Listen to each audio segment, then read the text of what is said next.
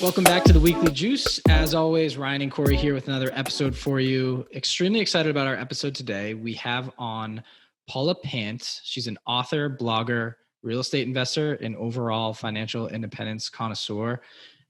I've been very intrigued and interested in finance and financial independence for the last couple of years, and she's one of the people that I first came across and thought it would be, Corey and I both thought it would be an amazing guest to have on the show. We're glad we landed her and that she came on, and she dropped some knowledge on us in a bunch of different avenues, I'd say, from real estate to index fund investing, and a couple other avenues. But she's a great person. She likes to give back. She has a mantra: you can afford anything, but not everything. And also specifically her blog is called affordanything.com. And it's an amazing resource for people to look at and kind of start studying how they can retire early.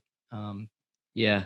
Paula retired from financial independence in 5 years, or I'm sorry, 10 years. So like doing that in 10 years from college, she well traveled. She traveled all over the world, like 50 countries or so that she was talking about.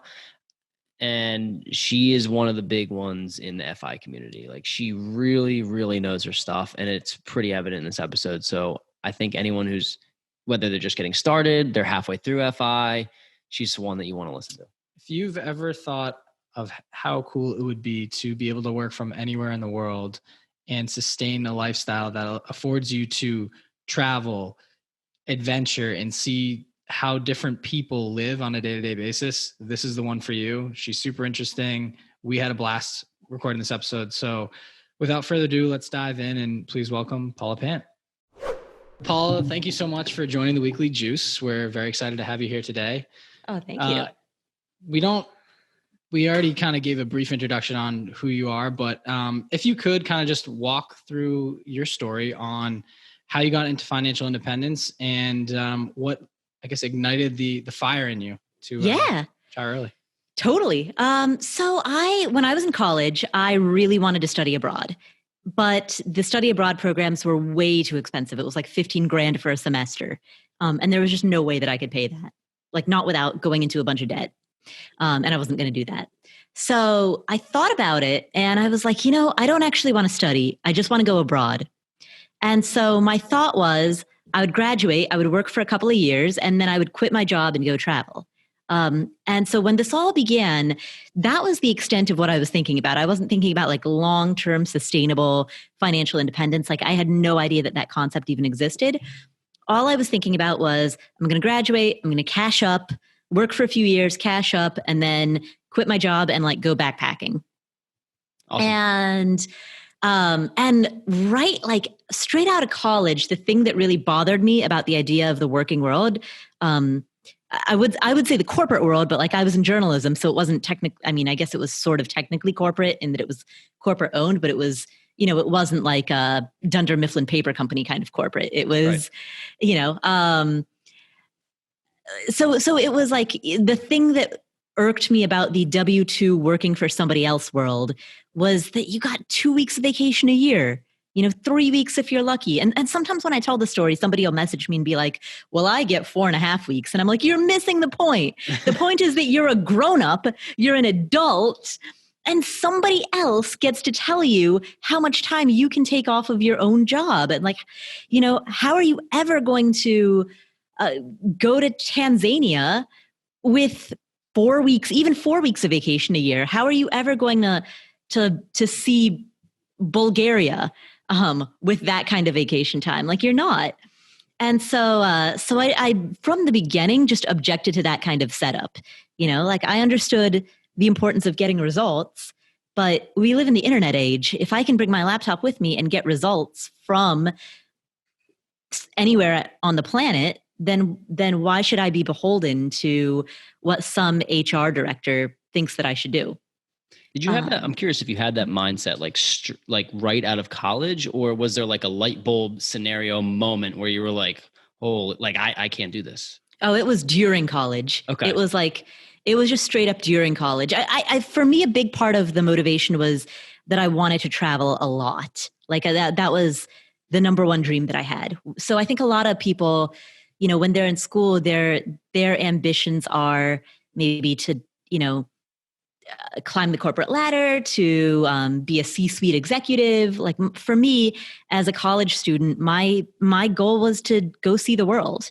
That was the thing that I wanted more than anything else. And I knew that study abroad was too expensive, and I knew that that going into a situation where I had 2 weeks of vacation a year or 3 weeks or 4 weeks or even 6 weeks was not going to cut it. It was just not going to be enough time to be able to, there are 200 countries in this world. And I wanted the time to be able to see them. So you have this idea in your mind of what you want to do with your life and what you want to see and adventures you want to take. That's in your head, which I think a lot of people are in the same spot right now. Yeah. What was your plan of attack from there? So my thinking was, my plan of attack at that time was kind of twofold. So there was the long-term plan, which was long-term big picture. I wanted to be an international journalist. I wanted to be a foreign correspondent. That was like down the road. But then immediate term, like short term, I wanted to just work for a couple years, quit my job. Because when I graduated from college, I had basically nothing. I was fortunate in that I didn't have student loans, but I also didn't have any money. So I was out of college. I was basically starting at zero. And so I took an internship at the local newspaper. It started off as a unpaid internship 2 days a week. So I worked 7 days a week. 5 days a week, I was waitressing and gardening and doing all kinds of odd jobs. I was the world's shittiest worker at a landscape company. Like I could barely lift a 20-pound bag. I was the shittiest server, so I know exactly how you feel. Yeah, exactly. Exactly. So yeah, I did that 5 days a week and interned 2 days a week. And I did that for the summer out of college. And then once the summer ended, they offered me a paid internship, making $200 a week, still working 2 days a week. So I made like $100 a day. So I did that throughout the fall. And then at the end of that fall, they offered me a full-time job. And so I started beginning of 2006, end of 2005, beginning of 2006. That was when I officially started the first and, as it turns out, only job that I've ever had working for anybody else. And I was a newspaper reporter. My starting salary was $21,000 a year. And I quit that job 2.5 years later in 2008, mid 2008. And at that time, my ending salary was $31,000 a year. So that's the most I've ever made working for somebody else. But during that time, I lived on the money that I was making at the newspaper. And then I freelanced during the evenings and weekends. And all of that freelance money that I was making after taxes, I just put into a savings account. And so on average, that ended up being about $800 a month after taxes, which in 2.5 years added up to about $25,000. I also had a car that was worth $3,000. So that selling the car and getting $3,000 out of that also contributed to that $25,000 chunk.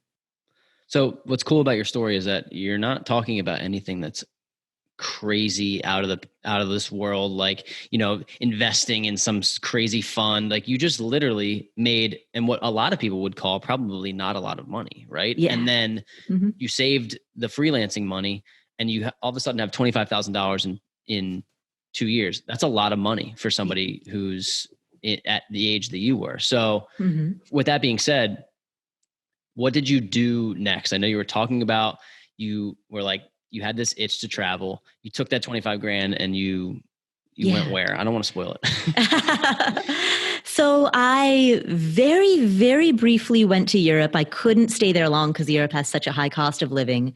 So I think I was there for about 6 weeks or so.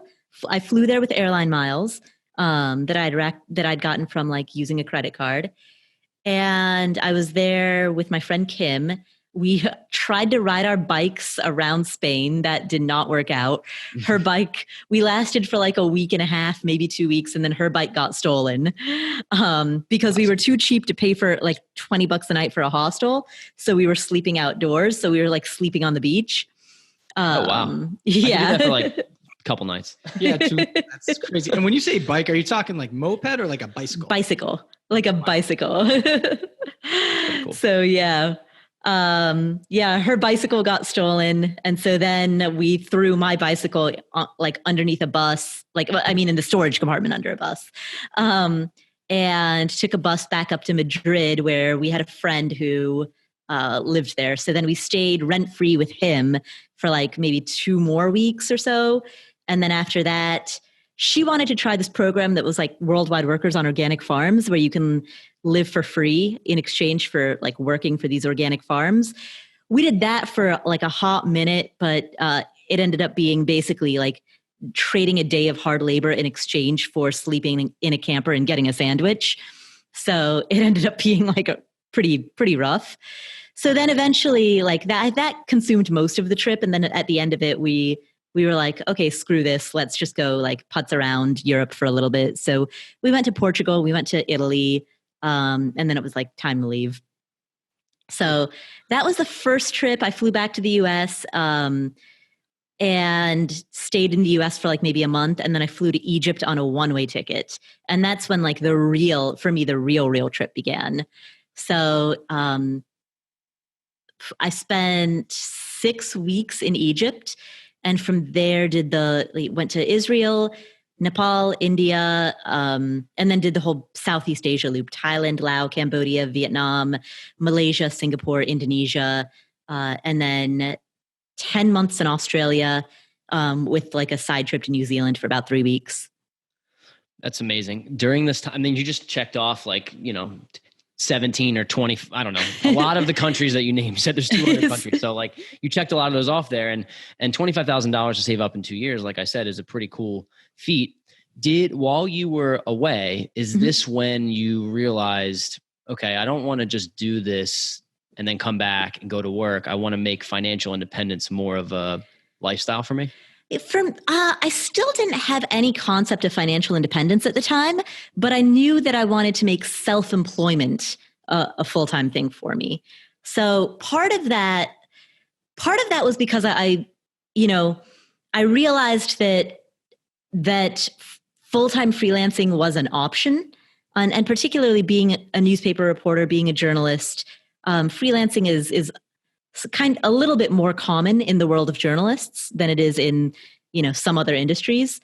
So through being a journalist, like through going to journalism conferences during the 2.5 years that I worked at a newspaper, I had met freelance journalists, which gave me that proof of concept of like meeting people who were actually doing this full time and who were successful at it.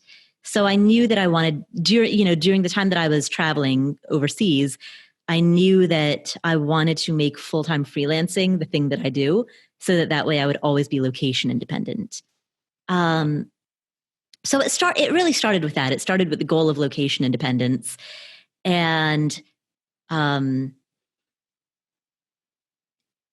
order to make that happen, I knew that full-time freelancing was going to be volatile.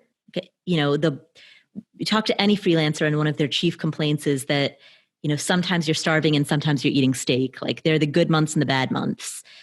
And so I knew that I wanted to manage my money in some sort of a way that could like smooth out that income volatility, or at least provide a safety net so that even in the bad months, even if I had a couple months where I wasn't getting any clients or any work, I still had something coming in that,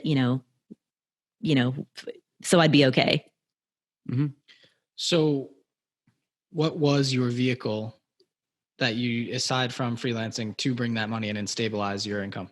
So it was threefold. Like I kind of think of it as a three-legged stool. So partially that vehicle was, in terms of the freelancing, it was diversifying my sources of income. So it was in terms of the business that I was building, it was having multiple sources of income. That was part of the safety net. Part of the safety net was putting a bunch of money into investment accounts like 401k and IRA, yes, but also like taxable brokerage accounts, regular taxable brokerage accounts that I knew I never planned on drawing down on, but it would build me wealth. And in an absolute emergency situation, those accounts would be there. And then the third thing that I did was, this is after I came back to the US, I wanted to get myself down to paying nothing out of pocket for my housing, because I figured the more I could get my personal expenses down, down to as cheap as they could possibly be, the less risk that I would be carrying. So, with the benefit of hindsight, people these days think of me as a real estate investor. But at the time that I started, my goal was not to invest in real estate. It was just to get my own personal housing costs down to zero. And at the time, I didn't know that the word for that was house hacking. Like I didn't know there was a word for it. I didn't know there was a concept. All I was thinking about was buying something that would give me the ability to stash a ton of roommates into it so that I could live for free. And what was your strategy with that then? Did you buy a multifamily property, or did you buy a house with a bunch of rooms? I bought a multifamily property. So the way that all started was I was renting.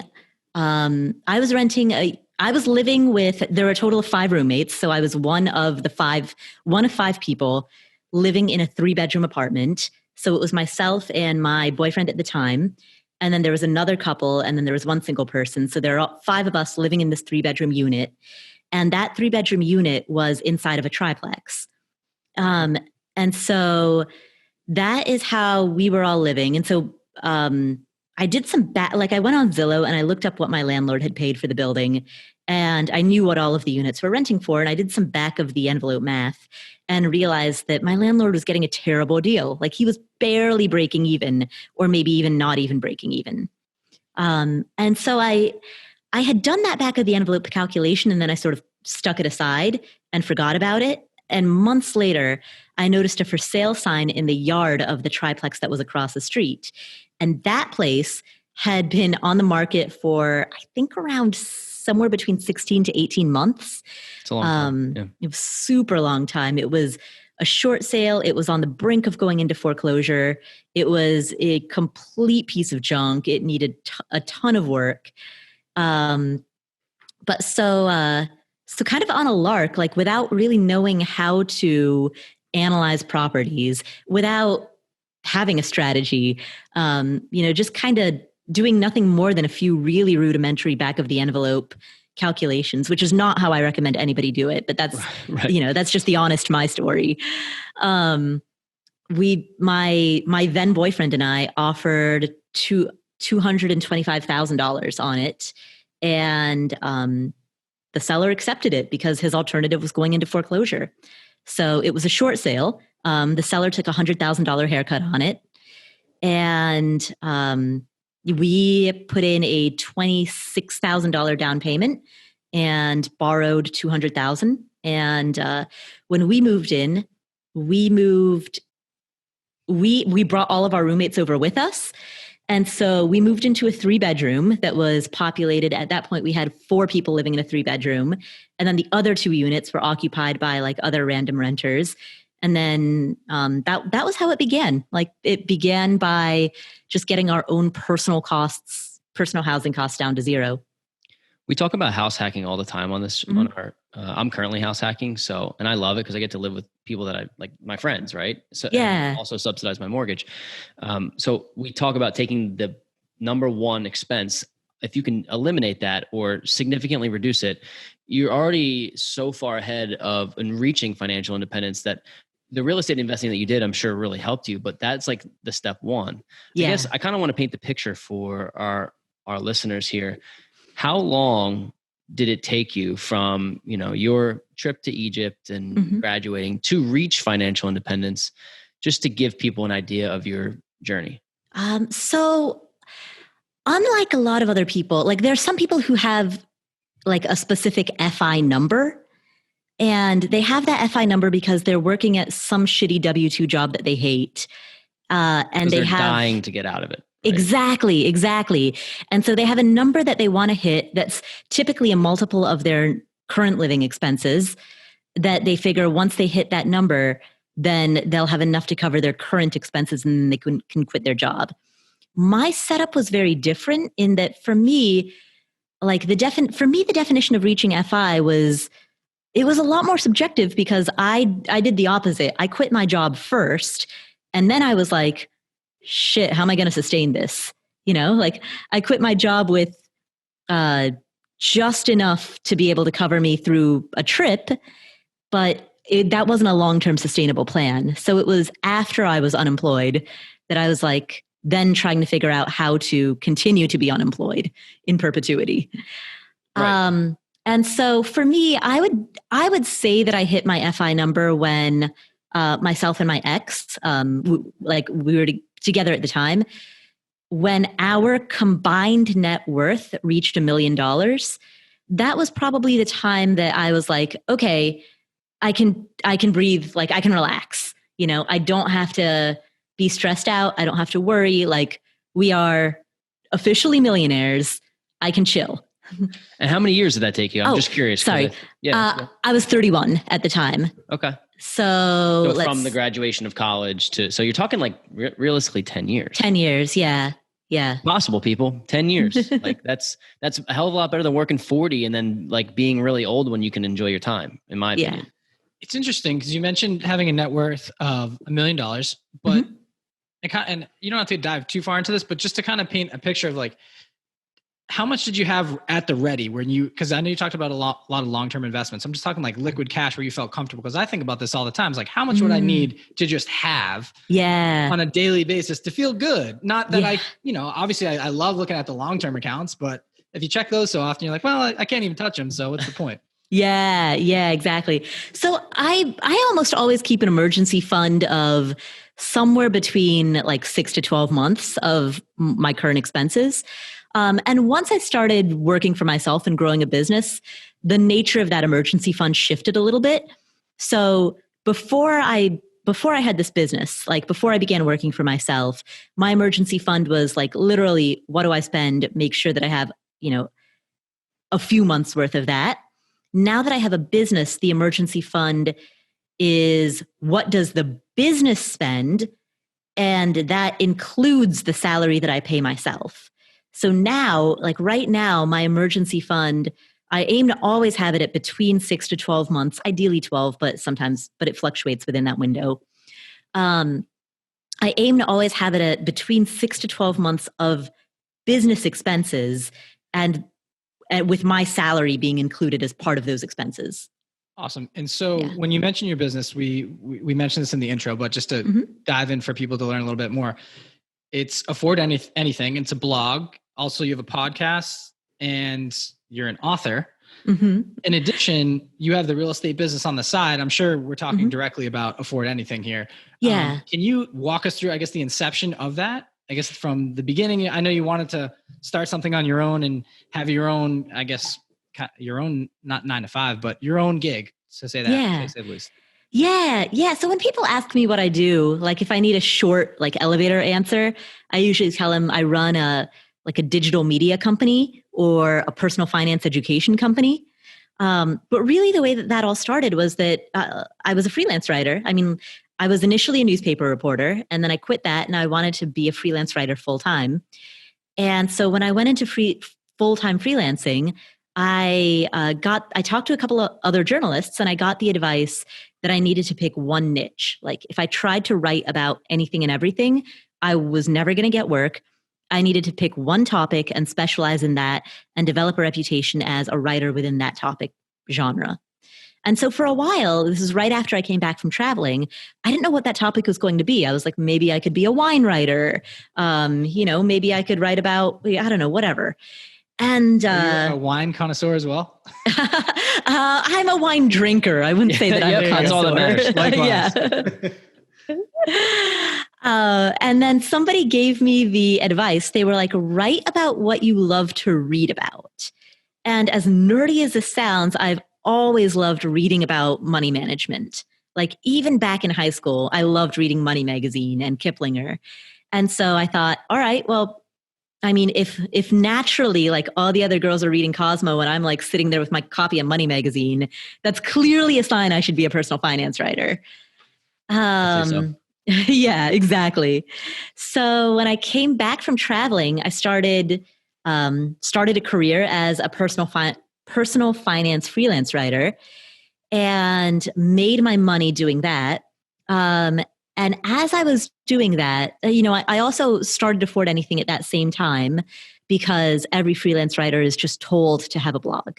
That's just in case you're pitching articles to a client and they want to check out some of your writing, but they don't want to like email you and ask you for samples because that's awkward and it's effort. They'd rather just Google you and see what you've done. Every freelance writer is given the advice that they're supposed to have a blog.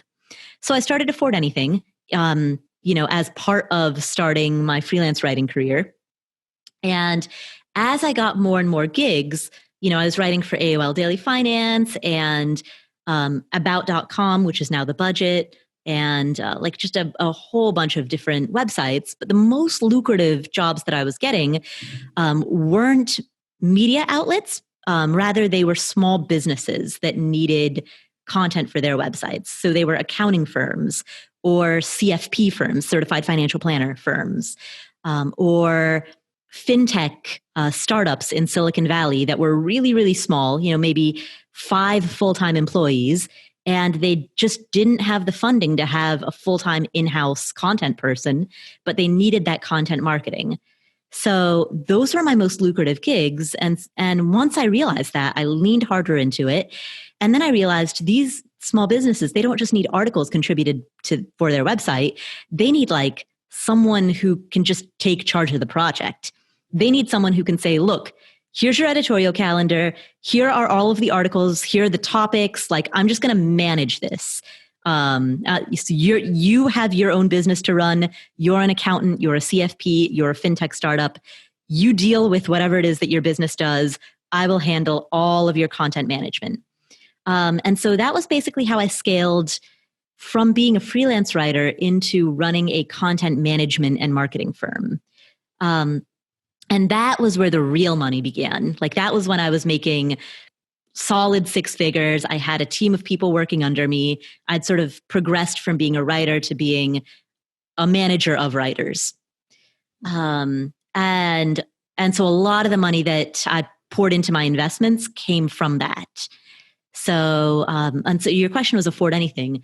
So I was doing that, and that was how I was making my money, but I was still blogging at Afford Anything, because I don't know, because I like writing and because you're supposed to be doing that. And it got to a point where they were both growing, and at a certain point, I just had to choose between the two. And so one of the hardest decisions that I made was killing this 6-figure business that I had so painstakingly built, killing the content marketing, content management business. It was too small to realistically be able to sell it. So I just had to pull the plug on it and go to the clients and say, hey, thanks so much for your business, but I'm shutting down my services. I can refer you to some other companies, but we're not doing this anymore. Like that was really, really hard to do. And it took me probably a year I delayed the decision by probably a year longer than I should have, where I just, sat around being anxious and second guessing myself. It was Sorry? It was your baby in a way, right? I mean, it's tough. I get that. Yeah, exactly. But, in hindsight, it was like one of the best choices that I ever made, because that gave me the time to go full force into Afford Anything. So before we get too far into Afford Anything, can you explain your mantra? I don't want to give it away, but. Oh, yeah. So the mantra is you can afford anything, but not everything. And so that idea comes from it came from that trip. When I started traveling, a lot of my friends were like, oh, that's really cool. I would love to travel, but I can't afford it. Like that was the number one comment that I heard. And what I thought was nuts about that, and this is not a comment on every individual, but this is specific to my group of friends. I knew that my friends, all of them were making a lot more than I was. And they were also spending a lot more. Like they had apartments with stainless steel appliances. They like went to bars and bought like $14 cocktails. They ordered clothes, like, nice clothes online. Like they were spending what they were making. And meanwhile, there was me, like living in this tiny, tiny little studio apartment, walking most places. But if I had to drive, I had a $400 car. And when I tell people that, they're like, "You mean 400 a month?" And I'm like, no. I mean $400. Yeah. What are you driving? I gotta know. It was a 22-year-old Toyota Corolla. Love it. Reliable though. Yeah. Super reliable. Super, super reliable. The seatbelt had frayed to the point where it couldn't buckle anymore. It was just threads. And the body had rusted out so much that you could like sit inside of it and get snowed on. You had the custom. It's nice. Yeah. You're a convertible. You didn't even know it. Exactly. Oh, it was a 4-speed manual. For the longest time, I had no idea that you could go up to 5 speeds. Like That's funny. First time I ever drove a car, I was like, "There's a 5th gear? You've got to be kidding me." Yeah. I think that's a perfect mantra for people. I would say people nowadays, regardless of your age, just what's going on in the world. Right. Mm-hmm. Like we see a lot of people losing their jobs or trying to hoard as much money as they possibly can because they're not sure how things are going to pan out. And if you can think back, like I can afford anything, but not everything, as long as I put my mind to it and kind of categorize what I want to do and map out a plan, you can do so. Long-winded question for you, but mm-hmm. I'm wondering if you could shed a little light and advice for what you think people should do at the moment in time we are in now with so much uncertainty. And, like we're not sure what's going to happen next in the world. I would say the biggest thing is to diversify your income sources. And so, real estate, rental properties, that is one of many methods of having a diversified streams of income. Some people use dividend investing for that same purpose. It's because that dividend provides another source of income. The fastest way, but also the most time-consuming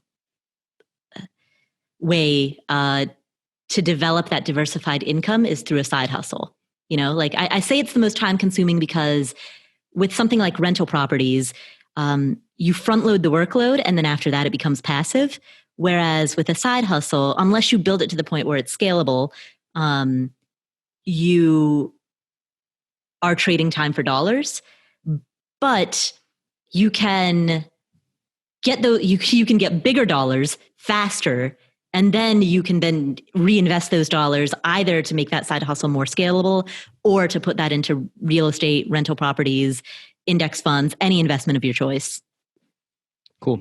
We realize that the real estate investing is front-loaded work. We're currently experiencing a bunch of repairs at one time and on our small portfolio. So 2 weeks after buying it. Yeah. But we know that we put up these down payments, we invested the time, we invested the money, and we know that if our numbers are right at the beginning, that it will pan out. So I agree wholeheartedly with that assessment. I think that kind of what you're saying really, if I don't mean to speak for you, but like you're having intentionality, right? With where you're putting your money, because you're talking about your friends who just spent their money because they felt like maybe that was what they should do. And they don't know any different. Right. And it's not like they're dumb people. They just like, if you do it over a 20, 30 year span, you don't really get anywhere. Right. Right. Exactly. And intentionality is a really good word for it because it's one thing to sit down and make the conscious decision. Like, I think I'm going to spend 95% of my income and put the other 5% into a 401k. But, if you sit down with a spreadsheet or a pen and paper and come to that decision and feel at peace with it, okay, then I would never choose that, but I give you props for truly thinking about it. The problem is that a lot of people feel disempowered. Like the notion of I can't afford it is fundamentally a notion of disempowerment. It's that notion of I can't versus I choose not to. And that's one of the primary messages that I'm trying to spread is the distinction between can't versus choose. I love that. And I would say you kind of brought me to a question. You almost answered it already, but when you're sitting down and you're starting out and you're trying to map out a plan of attack for this thing, right? Like how much should I have for an emergency fund? How much should I roll into my 401k per month? How much should I drop into real estate on the side? Do you have any, I know everyone's situation is very different, right? And everybody's a different age. They have different family situations and hopes and dreams. Do you have a baseline of a recommendation of what you might recommend to someone that is trying to plan out? Maybe they're right out of college. They just got their first job and they're trying to map out their future and get out of the rat race as quickly as possible. 10 years, say. Like you're Well, what I would say, a lot of people spend and then they save what's left over. My recommendation is figure out upfront how much money you want to save. And when I say save, I mean anything that improves your net worth. So by savings, that could be paying off debt, like making additional payments towards a debt above and beyond the minimum monthly payment. That would be a form of savings. Literal savings in a savings account, of course, investments in the stock market, investments in anything, putting money towards a down payment, putting money towards repairs, like all of that. It feels like an expense right now, but I know it'll be worth it when we get an investment, dude. Yeah, I know. I'm a little salty, but it's all good. If it's any consolation, the way that I think about CapEx is I'm like, I'm front loading the expense. Like, this is cool. I put a new roof on it right now. I don't have to pay for that for another 25 years. The guy on I guess he's your right, my left, is the voice of reason, because I'm a little bit more emotional with it. And I know that in the back of my head that that's exactly what it is. It's like a hot water heater and a stove and a couple other things that we have to do. And like, look, we're good for the next 10 years on these things, or 12 years or whatever it is.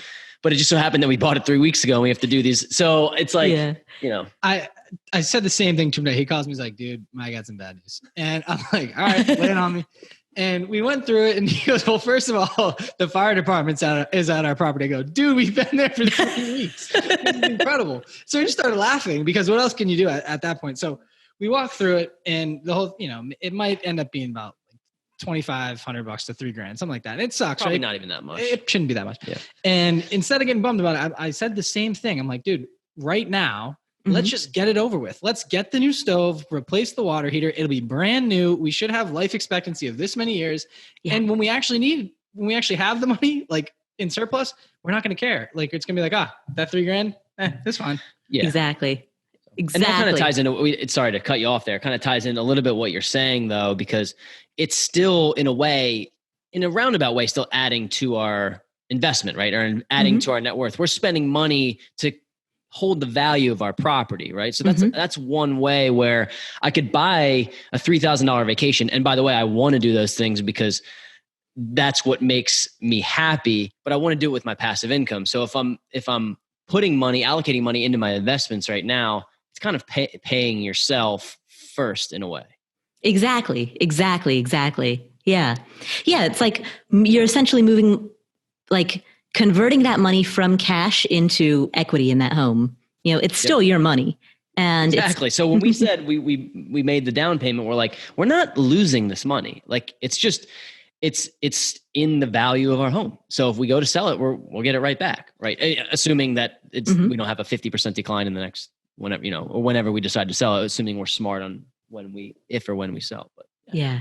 Just delaying the gratification a little bit. And it's funny because when you have significant others in the mix, it's harder, you have to get everybody on the same page. And it's interesting to sit for me. I'm like, listen, would I throw up $20,000 now to have it 4X at least in the future? Absolutely. Cause I don't need it right now. It'd be amazing to see it sitting there in the bank account and looking at all the zeros, but I'd much rather add a zero to it down the line.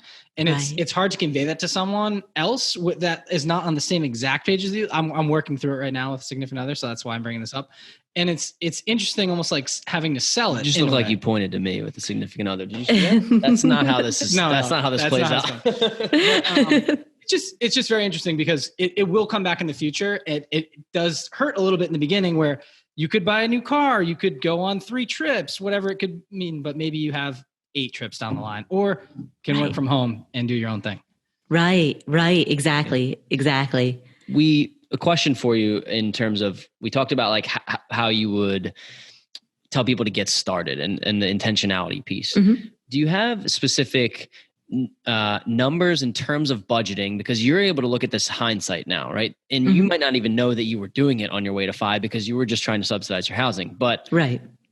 I'm curious, as you teach, because that's what you do with Afford Anything, right? You have clients and you kind of you teach them how to create this life for themselves. Is there a specific number or budgeting tactic that you provide to your clients?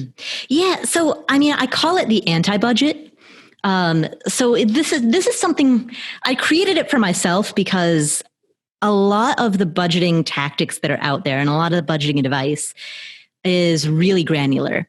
And they talk about like track everything, figure out how much money you're spending on housing versus transportation versus food. And you go to these FI blogs and everyone's like, well, I was spending $375 on groceries and I reduced it to $345, and I mean, the coffee thing, right? Like, yeah, exactly. You want to buy a coffee every day, just buy a damn coffee. Like, in my opinion, yeah, like $20 a month is like, I don't know. Go ahead. Exactly.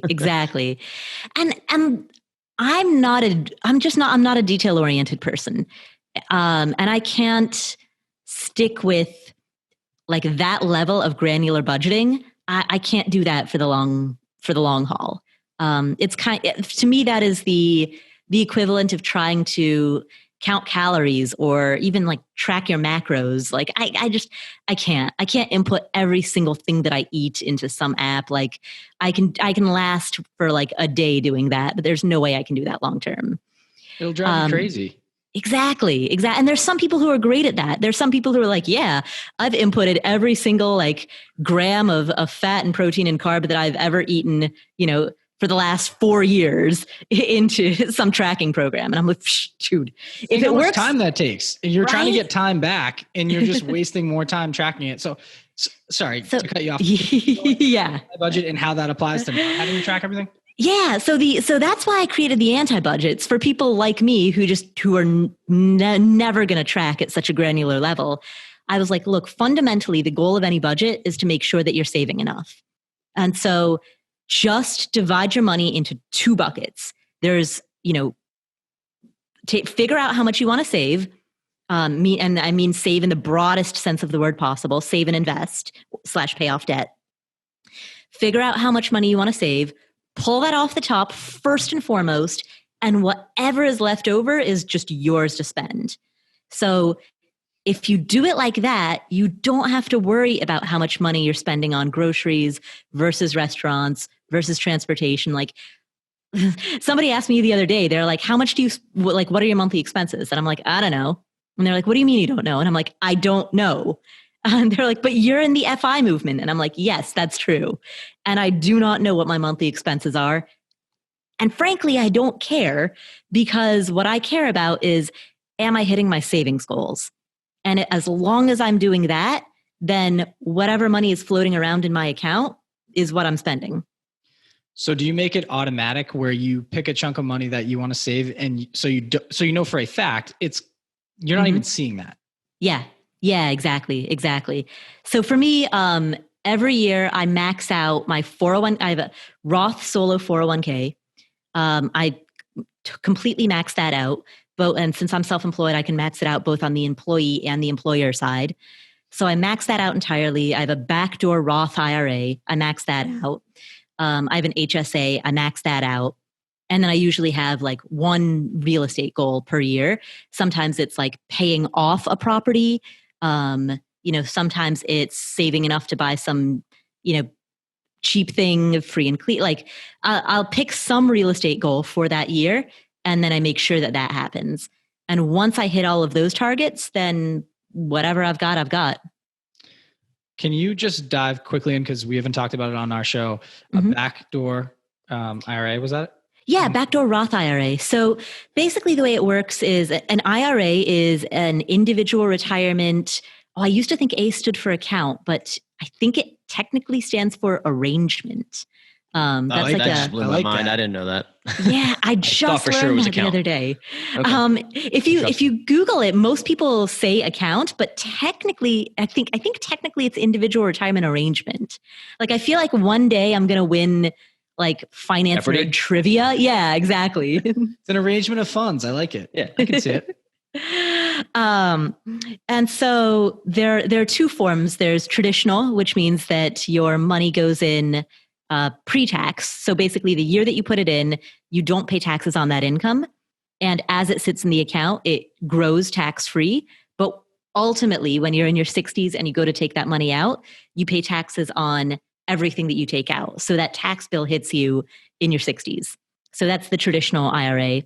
The Roth IRA is tax exempt, meaning that in the year that you contribute that money, you still pay taxes on that income. So you don't get a tax deduction in the year that you put that money in, but that money grows, over the life of the investment, like that money grows tax free. And when you're in your 60s and you go to take that money out, none of that, like that's all exempt from taxes. You don't get that tax bill in your 60s. Don't you think? And for me, it just I guess it depends on the person, right? Depends on, are you going to be working the rest of your life? Are you an entrepreneur? Are you going to be sitting back and not working? But for us two, who I think will be working in some form of fashion, we're going to be in a higher tax bracket at that time. So why wouldn't you invest in that now, so that way it's tax free when you pull it out down the line? Is that something you'd recommend? No. So I would say, especially for you, 'cause like you're young, to have like all of the compounding growth and gains over the next 30 years, like that's going to be significantly more than that principal contribution. Like if you take the rule of 72 states that that your money doubles, but essentially if you take the rate of growth multiplied by the number of years equals 72. Like that's the rate of doubling. So if your money is growing at an 8% rate, it will take 9 years to double. If your money is growing at a 7% rate, it'll take about 10.2 years to double. So take the rate of growth.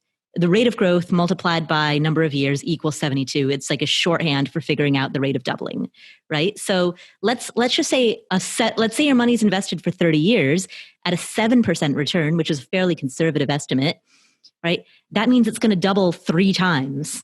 And like each doubling is going to compound on itself 3 times. So that initial principal that you put in is going to be a lot less than the total amount that you take out. So to be able to have that total amount be tax-free, we're talking about tax freedom on a much bigger number. That's incredible. So I have this question that it pops in my head all the time, and I'm glad I have an expert that I can ask for once. Yeah. So I know it's important to, I guess, be versatile, right? And have a lot of different things going on. So whether it's a 401k, a Roth IRA, just a regular a regular investment account where you pick your own stocks, and then real estate, like having everything kind of plugged in different places.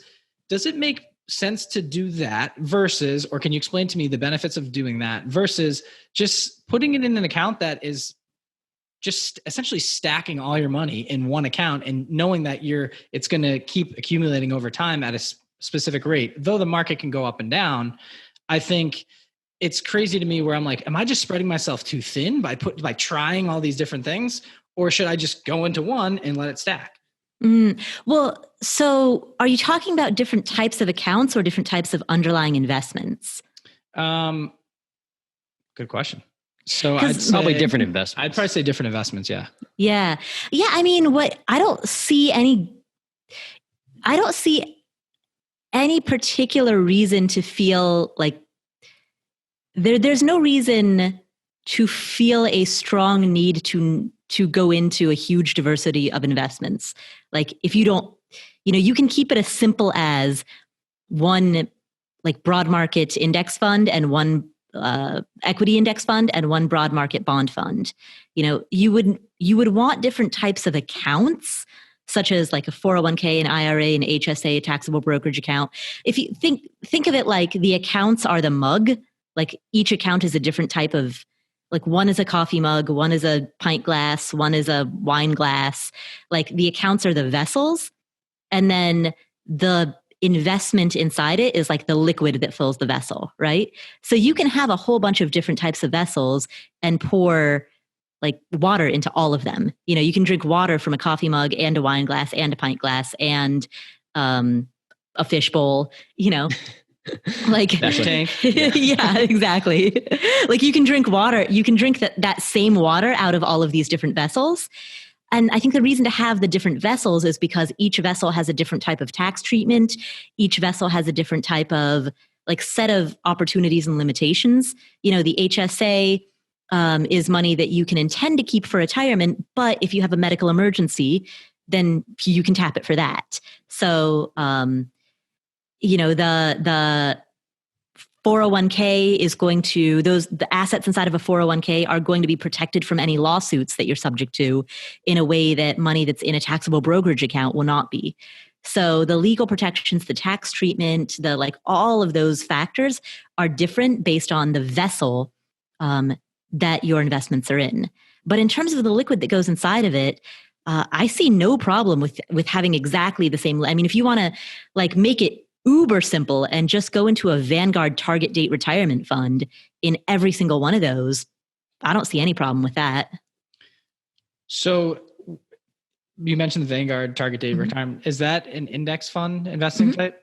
Yeah. So we hear that a lot, but no one ever goes into detail. And I don't know how much detail you can or are willing to go into, but can you explain just what index funds are and why they're so simple for someone to just, it's very passive.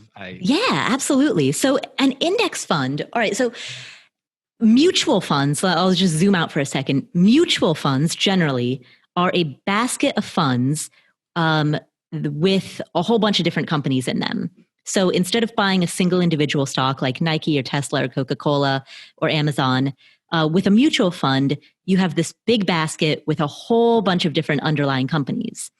An index fund is a type of mutual fund. So the technical name is an index mutual fund, even though nobody calls it that. An index fund is a type of mutual fund in which rather than having a bunch of people like in a high-rise Manhattan building who wear suits and ties deciding what's going to go inside that fund, instead of and paying them a ton of money to do so, instead of that, the holdings inside of an index fund just track every single stock that's listed on a given market index. So like the Dow Jones is a market index. The NASDAQ is a market index. There are all these different market indices, and an index fund just tracks that. One of the more popular ones is what's called the Total U.S. Stock Market Index Fund, which tracks, as the name implies, literally every single stock that is a U.S.-based company that is traded publicly. Everything from like big, very recognizable companies like Peloton and Zoom, down to these tiny, tiny little, what are called small cap companies that you've never heard of. And I can't even cite any examples of them because I've never heard of them either. But they're all in like a total US stock market index fund. There are also international funds, and even those are broken down into, do you want total international, or do you want only developed countries, or do you want only like emerging countries, which is just a polite way of saying like essentially, the developing world. Do you want only international funds from Europe? Like there's so many ways that you can break that down, but at least initially, if you want to keep it simple, you could do one total US stock market index fund, one total international index fund, and one total bond fund. So that would be how you could get exposure to US stocks, international stocks, and bonds in the broadest sense possible without having really to do very much granular picking. It's pretty much, I don't want to say set it and forget it, but for I guess the most basic form of it, I would assume it is.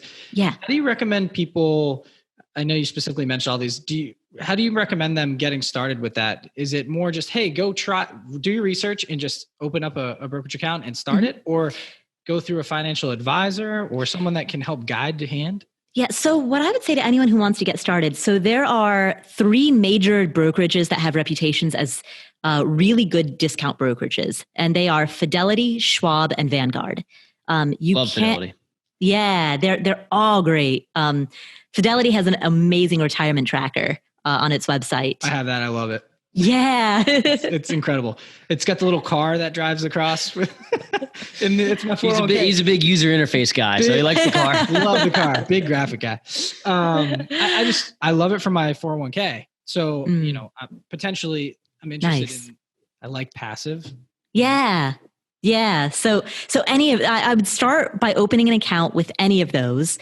And if you want to make it really as simple as possible, the target date retirement funds, I have not looked at the target date funds from Schwab or Fidelity, but I know, and you want to check the expense ratio to make sure that you're not paying really high fees or getting ripped off in them. I don't know what they are at Schwab or Fidelity, but at Vanguard specifically, that's the one that I've checked. And the funds on their target date retirement accounts are super low, like among the lowest that anyone will ever find, like anywhere in the business. And the composition of each of those funds is fairly simple. It's, essentially U.S. stocks, U.S. bonds, international stocks, international bonds. It's those 4 asset classes.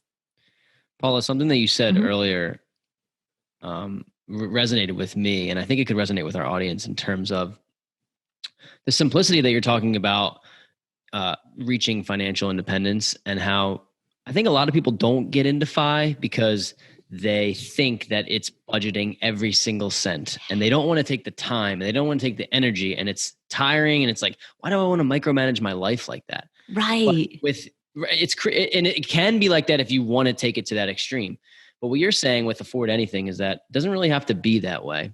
Right. My question for you is, why do you think, and maybe there's just not a lot of education about it, but why do you think people are content to work a job they don't like for 40 or 50 years, and then, in air quotes, live your life with 15 or 20 to go, where you're not as mobile? I mean, why do you think that is, that people just settle, for lack of a better word, for that type of living?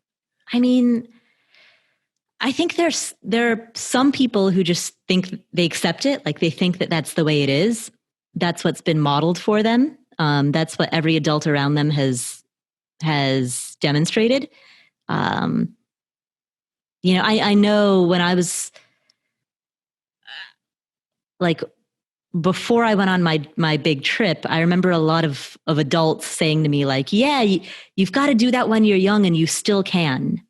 The implication. I hear that all the time. Right? All the time. They're like, before you have 20, what, am I going to have a baseball team of kids and I can't, I don't know. It's just people always say that. It frustrates me. Like, I want to do this my whole life, Exactly. And there are so many examples, podcasts and blogs of families that are traveling and living this big adventurous life. And frankly, even my own family, like, we're immigrants.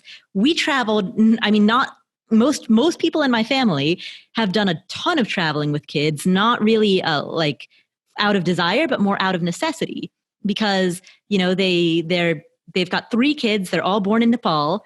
And then, when the kids are 4, 2, and 1, one of the parents gets a student visa to go to grad school in Australia.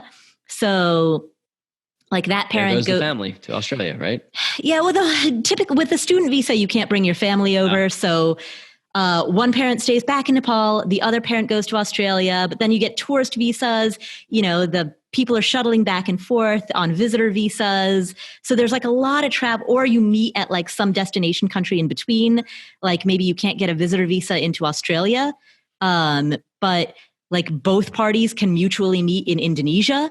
And so they'll meet in Indonesia when dad's on fall break, and he'll spend 4 days with his wife and kids there. And then everyone flies home to their respective countries.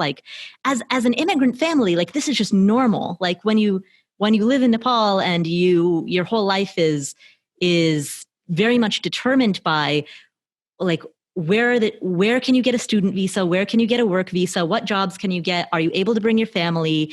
Who can get a visitor visa to go where? Like, there's a lot of travel that happens with kids because the only way that the family can be together, even for limited time periods, is through traveling. My like two cousins and their kids and their parents actually all just did that. They all this was right before coronavirus hit.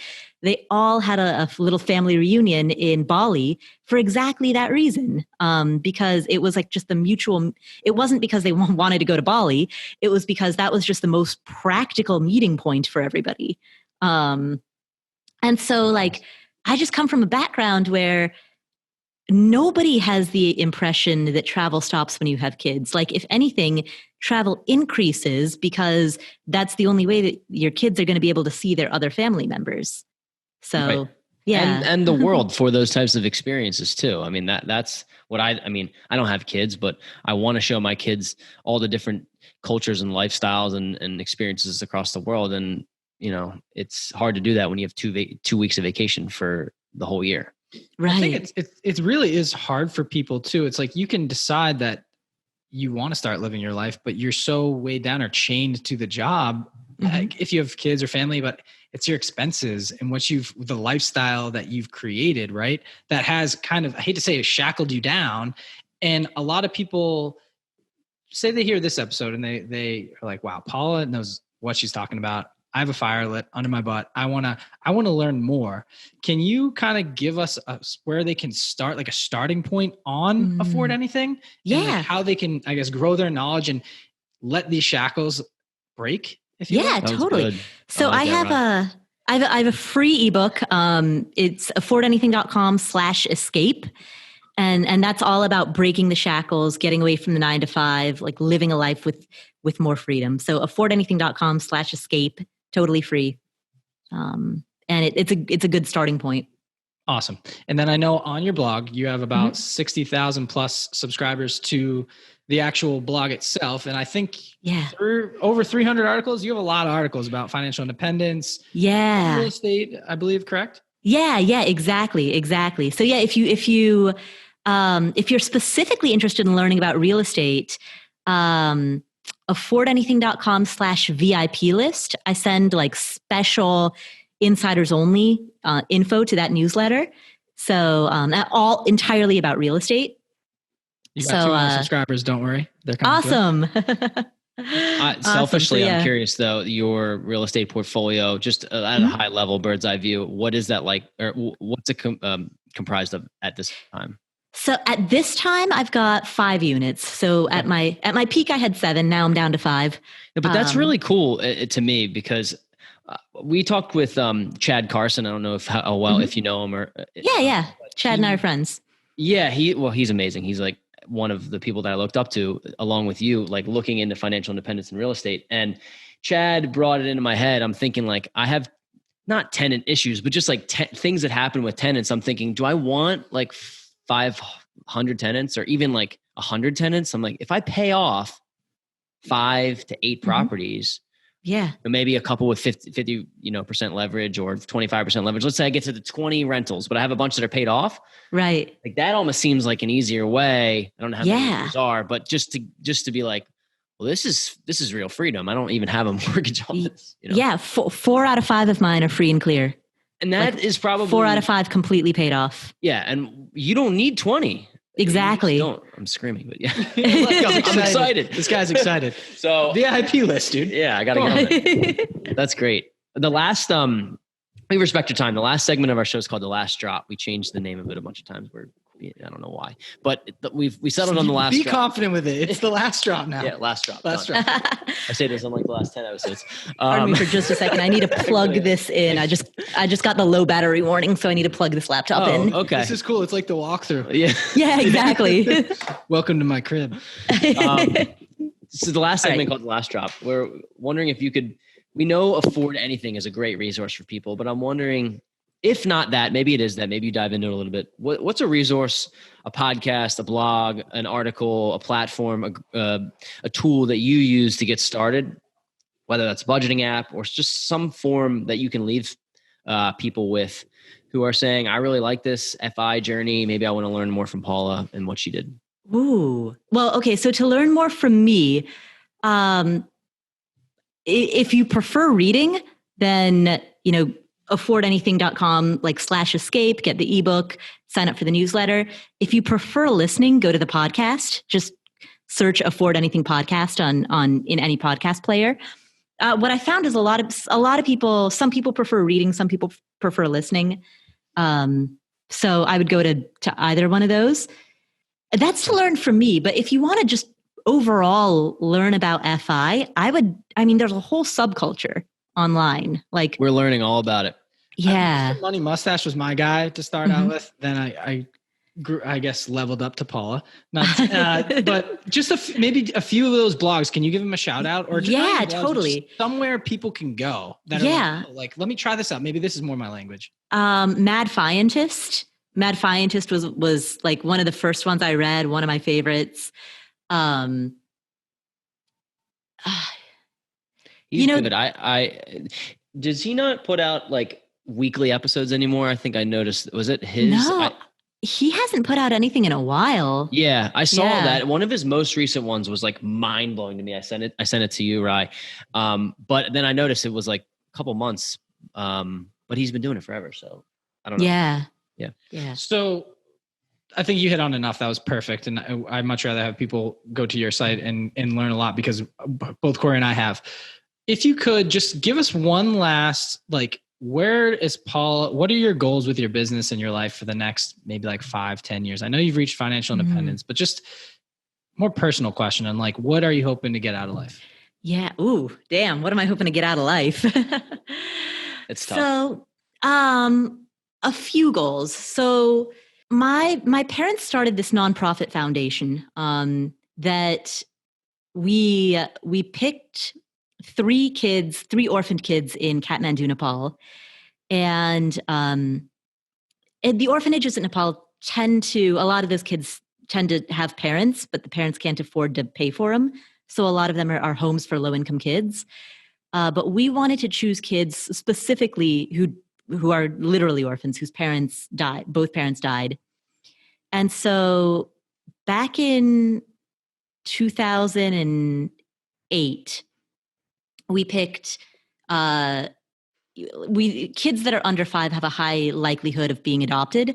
So we didn't want to start sponsoring a kid who was under the age of 5, because we didn't want people to hear that they were sponsored by an organization and then not adopt them out.